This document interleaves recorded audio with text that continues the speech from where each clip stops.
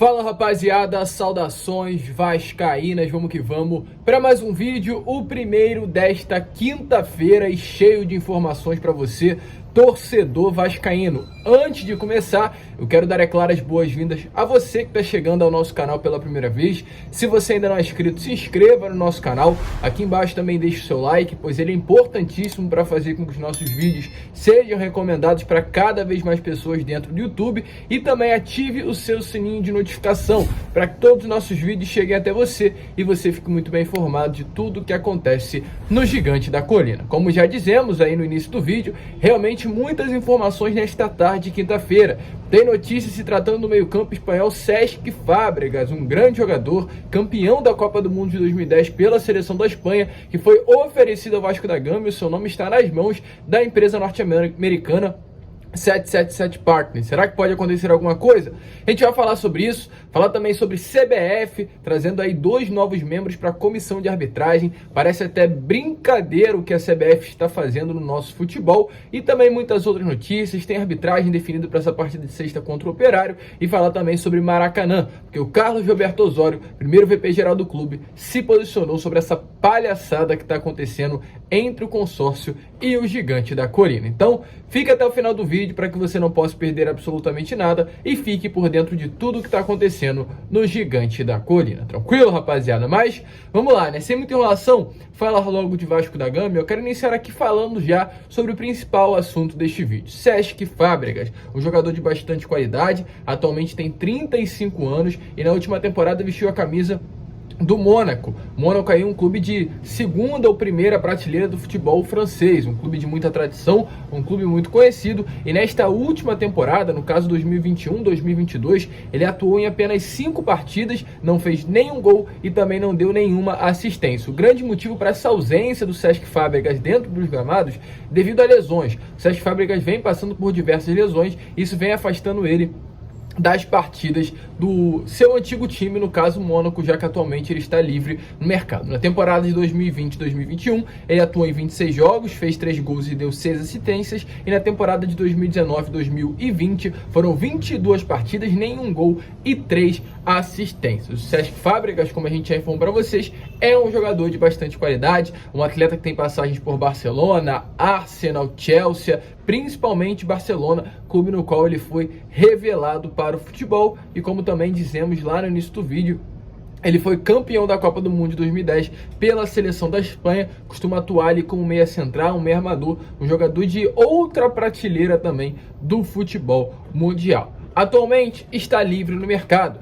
e como o mercado hoje também sabe que a empresa norte-americana 777 Partners estará à frente do Vasco, os empresários começam a olhar o clube de uma outra maneira, começam a olhar o Vasco como realmente uma grande oportunidade para oferecer atletas, e diante disso, muitos empresários já procuram a 777 Partners para oferecer os seus atletas. E um desses atletas oferecidos à empresa norte-americana foi o Fábregas, um jogador espanhol, um jogador que está livre no mercado, um jogador de outra prateleira e que pode sim encantar os americanos. Teve o seu nome ligado. A informação que a gente tem atualmente é que a atleta não faz o perfil, né, buscado pela 777 Partners dentro do Vasco, principalmente por ter 35 anos, uma idade jamais elevada, e não é isso que a empresa norte-americana quer para o Gigante da Colina. Porém, mesmo diante disso, mesmo diante dessa primeira negativa, né, de ser um atleta com idade avançada, é um jogador diferente, é um jogador, como eu falei, de outra prateleira do futebol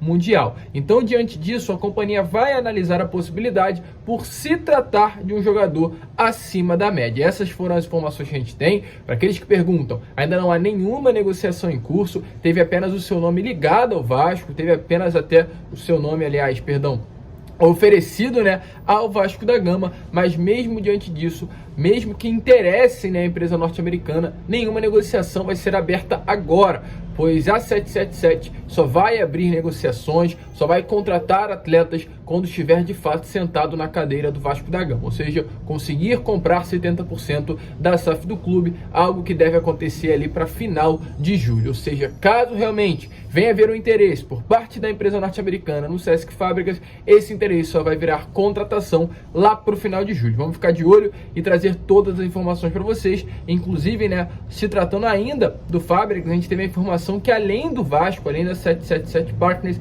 ele também teve o seu nome ligado a outros clubes do futebol brasileiro, principalmente ao Botafogo. O Botafogo que também é uma SAF, e o Fábricas foi oferecido ao John Textor, atual CEO ali, se é assim que eu posso falar, né, do rival do Rio de Janeiro. O John Textor, de início, também não achou que seria uma boa contratação devido à idade elevada do jogador e também por se tratar de um atleta com histórico de lesões. Todas as informações vieram lá do vascaíno.net, um portal muito forte aqui também de notícias e informações do nosso Gigante da Colina, uma notícia importante que a gente fez questão de trazer aqui para vocês nesta tarde agitada de quinta-feira. O Vasco aí buscando contratar e, é claro, os empresários, devido à chegada da SAF, com certeza estarão oferecendo muitos atletas nesta próxima janela. Mas, seguindo, antes, deixe a sua opinião aí nos comentários se você acha que seria um bom reforço. Antes de entrar no assunto do Maracanã, quero falar aqui sobre CBF, porque parece que é de fato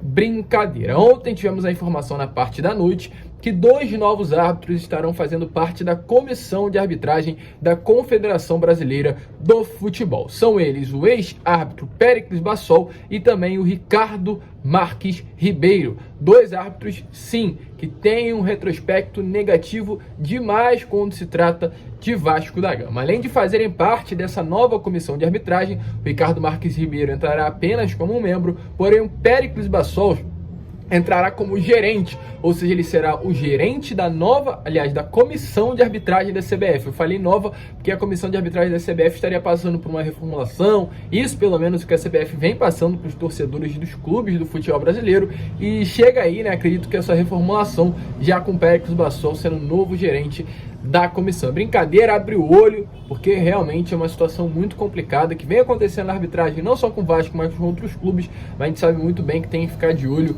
porque infelizmente, dentre vários, o Vasco com certeza é um dos mais prejudicados. E se tratando ainda de arbitragem, foi definida os 2 árbitros para essa partida de sexta-feira contra a equipe do Operário. Vinícius Gonçalves Dias Araújo, de São Paulo, será o árbitro de campo, e o Vinícius Furlan será o árbitro do VAR. O Vinícius Furlan, que já foi árbitro de VAR aí do Vasco em algumas partidas nessa Série B, partidas essas em que o Vasco teve ali alguns lances meio polêmicos. Então, volto a repetir a mesma frase que eu utilizei para falar sobre essa comissão de arbitragem: de olho neles. E agora, para finalizar o vídeo, rapaziada, falar sobre consórcio do Maraca. Ontem tivemos essa informação aí de fato revoltante, se tratando desse posicionamento, dessa postura por parte do consórcio do Maracanã, gerido hoje por Flamengo e Fluminense, pois o Vasco pediu para jogar contra a equipe do Sport no dia 3 de julho no Maracanã, e esse pedido foi vetado por parte do consórcio. Segundo algumas justificativas, segundo o Vasco, inviáveis e injustificáveis,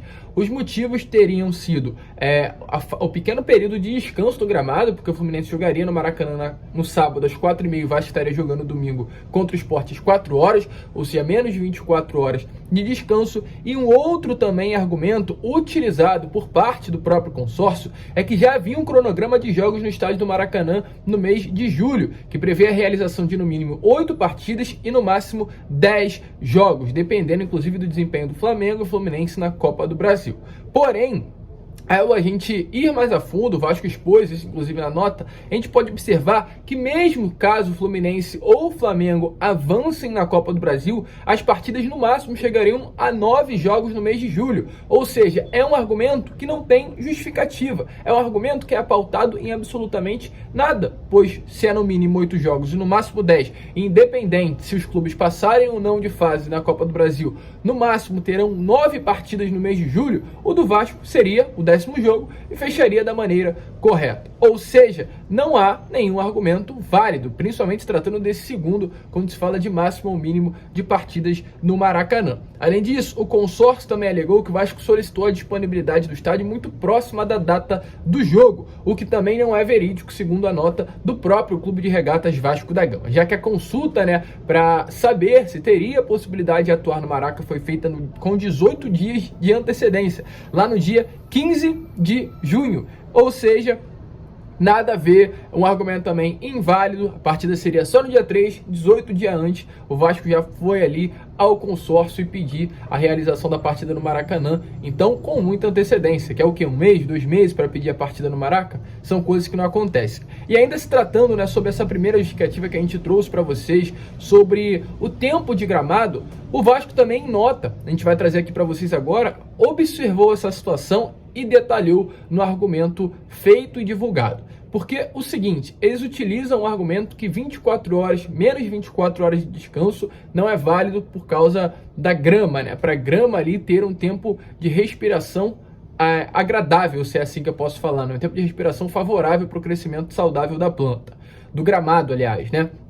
Porém, nesse mesmo ano de 2022, o Fluminense jogou no dia 19 de abril às 9h30 da noite contra o Vila Nova numa terça-feira e o Flamengo numa quarta, no dia seguinte, jogou contra a equipe do Palmeiras no dia 20 de abril às 7h30 da noite, ou seja, menos de 24 horas de diferença. E a mesma coisa aconteceu na última partida do Vasco no Maracanã. O Fluminense jogou contra o Atlético Goianiense no dia 11 de junho, no sábado às 7 horas da noite, e no dia seguinte, com menos de 24 horas também, o Vasco atuou contra o Cruzeiro no dia 12 de junho, no domingo, às 4 horas da tarde. E nessas duas partidas, nesses dois momentos, não teve negativa nenhuma por parte do consórcio Maracanã. Agora está tendo. Ou seja, não é um motivo, não é o porquê, é o fato de apenas ser o Vasco. Se realmente fosse o Flamengo jogando no dia seguinte, se tivesse 2 jogos do Flamengo, não teriam justificativas. Então a gente vê a partir disso que o consórcio do Maracanã, gerido por Flamengo e Fluminense, não querem que o Vasco jogue. Não há causa, não há justificativa,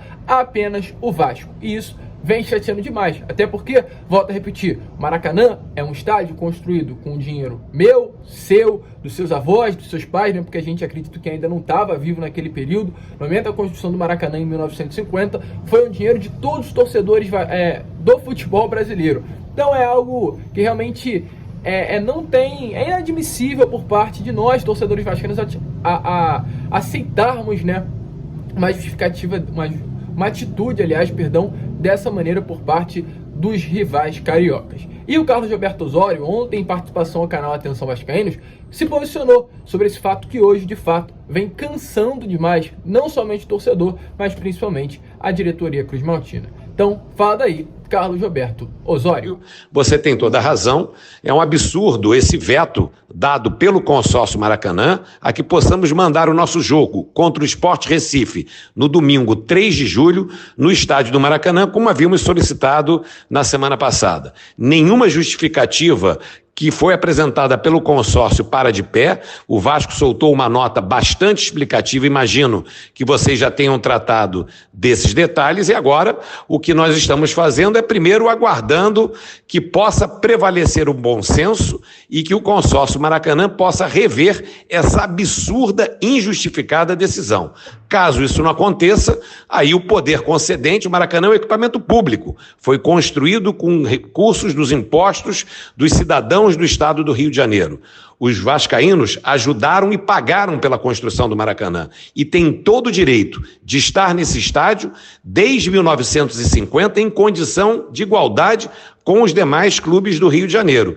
Se isso não acontecer, caberá ao poder concedente ao dono do estádio, o estádio do Rio de Janeiro, se manifestar e acabar de uma vez por todas com esses desmandos que hoje nós estamos vendo no Maracanã, principalmente com relação ao nosso Vasco da Gama. Nós vamos estar acompanhando isso e certamente vamos voltar a falar sobre isso, Flávio. Isso não vai ser tolerado, não é correto, não é certo e não vai parar de pé. Como vocês viram aí, né, o Osório falou, deixou bem claro que vai atrás dos seus direitos, no caso, direitos do Vasco da Gama, e a gente espera que de fato isso venha acontecer, porque é inadmissível o que esses dois clubes do Rio de Janeiro, Flamengo e Fluminense, vêm fazendo com o Vasco da Gama. O Maracanã também é nosso, principalmente, é nosso desde 50, então tem que parar com isso. É uma palhaçada o que estão fazendo com o Vasco, é contra tudo, contra todos. A mesma coisa que aconteceu lá no ano de 48, com aquela resposta histórica, se repete. É de fato inacreditável o que vem acontecendo no futebol do Rio de Janeiro. A gente fica por aqui. Se você curtiu esse vídeo, se inscreva, deixe seu like. Não conseguimos colocar o vídeo às 7 horas da manhã, me desculpe por isso. Estou passando pelo final do período da faculdade, então tem muitas coisas aí para fazer. Mas amanhã, horário normal, 7 horas, estaremos retornando para vocês. Um grande abraço a todos, vamos que vamos, fiquem com Deus e saudações vascaínas.